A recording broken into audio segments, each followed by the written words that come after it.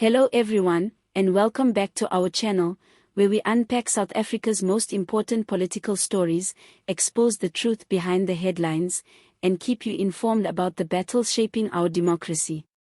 Today's story is one that goes straight to the heart of governance, accountability, and the very functioning of our state institutions, and it all centers around the African National Congress's controversial Cadre deployment policy. On May 7, 2025, the Gauteng High Court in Pretoria delivered a major blow to the Democratic Alliance, DA, when Deputy Judge President Aubrey Ledwaba dismissed the party's appeal against an earlier ruling that upheld the legality of the ANC's Cadre deployment policy. This wasn't just a legal loss for the DA, it was a political setback in a much larger war over the soul of South Africa's public service. For years, the DA has argued that Cadre deployment, a practice where the ANC influences who gets appointed to key state positions, is the root cause of corruption, inefficiency, and the hollowing out of state institutions. According to them, it undermines merit-based hiring and erodes political neutrality in government. Their campaign against it gained further momentum in the wake of the Zondo Commission's findings, which identified Cadre deployment as a contributing factor to state capture. But the court didn't buy that argument. Judge Ledwaba made it clear that while political parties may seek to influence appointments, this influence alone doesn't make the practice unconstitutional. What would make it unconstitutional, the judge said, is the abuse of that influence, not the influence itself. In his exact words, it is not the existence of political influence that renders a practice unconstitutional, but the abuse thereof. In other words, unless you can prove that Cadre deployment in itself is being used to break the law or to appoint unqualified people for corrupt purposes, then the policy stands.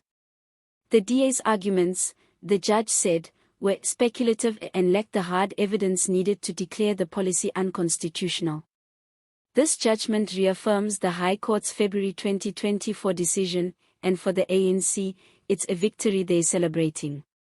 ANC spokesperson Malenji Bengumatsuri described the ruling as a win for democratic governance, saying that Cadre deployment is about ensuring that the party's electoral mandate is actually carried out through the people placed in key state roles.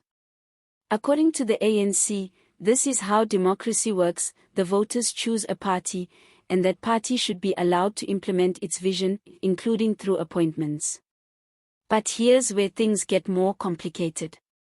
Just because the court says the practice isn't unconstitutional doesn't mean it isn't deeply controversial or damaging.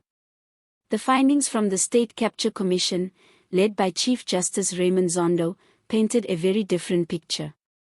The commission explicitly stated that Cadre deployment often leads to the appointment of loyal party members over competent, experienced professionals, and that this has directly contributed to corruption, inefficiency, and the collapse of service delivery in many parts of the country. We've seen the impact of that firsthand: crumbling infrastructure, failing municipalities, SOEs like Eskom and Transnet being hollowed out, and billions of rands lost to tender fraud. And in many of those cases, it wasn't just bad luck, it was a result of politically connected individuals being appointed to positions they were never qualified to hold. So while the ANC celebrates the court's judgment, millions of South Africans are left wondering, is this truly a win for democracy, or just another legal shield for a practice that continues to bleed our country dry? The DA, for its part, isn't backing down. Party leader John Steenhuisen expressed deep disappointment with the ruling and announced plans to escalate the matter to the Constitutional Court, the highest court in the land. He insists that Cadre deployment is not just about politics, it's about corruption. He argues that the policy lies at the very heart of state capture and has enabled systemic rot across every level of government. Now, let's unpack this a little deeper. Cadre deployment isn't a new concept. It was officially adopted by the ANC in the 1990s as a way to transform the apartheid-era state into one that aligned with democratic values and the ANC's political goals.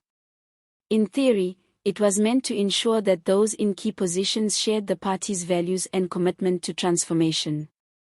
But over time, critics argue, it morphed into a tool for patronage. Loyalty to the party often outweighed competence.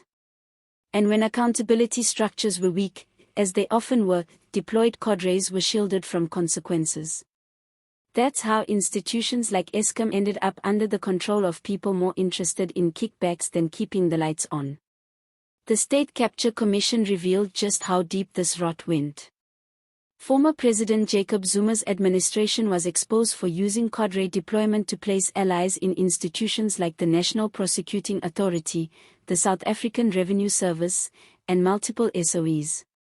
In many cases, those deployments weren't just political, they were criminal. So when the DA takes a stand against this policy, they're not just nitpicking over legal theory. They're pointing to real-world consequences: water crises, load shedding, broken hospitals, and failing schools. Their argument is that cadre deployment is not just bad policy, it's a structural enabler of corruption. But now we're left with a complex situation. The High Court says the practice itself isn't unconstitutional. But it acknowledges that abuse of that practice is. So where do we draw the line? How do we separate political influence from political abuse? And more importantly, who gets to decide? This ruling doesn't end the fight. It merely kicks it up a level. If the DA does take the case to the Constitutional Court, it will have to bring stronger evidence, hard proof that cadre deployment, as currently practiced, is more than just politically motivated hiring. They need to show that it's directly responsible for constitutional violations, maladministration, or abuse of power. And if they can't, then cadre deployment, despite its many flaws, will remain illegal and politically protected, part of South African governance. At the end of the day, this isn't just about legal arguments or courtrooms. It's about the kind of country we want to build. A country where state appointments are based on loyalty or on skill. A country where political parties reward their allies, or one where the most qualified person gets the job.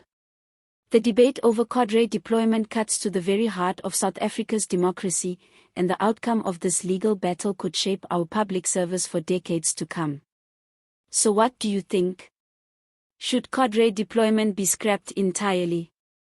Is the DA right to fight this in court, or is the ANC simply exercising its democratic mandate? Let us know your thoughts in the comments below. Don't forget to like this video if you found it informative, subscribe for more political breakdowns and in-depth analysis, and hit the notification bell so you never miss an update.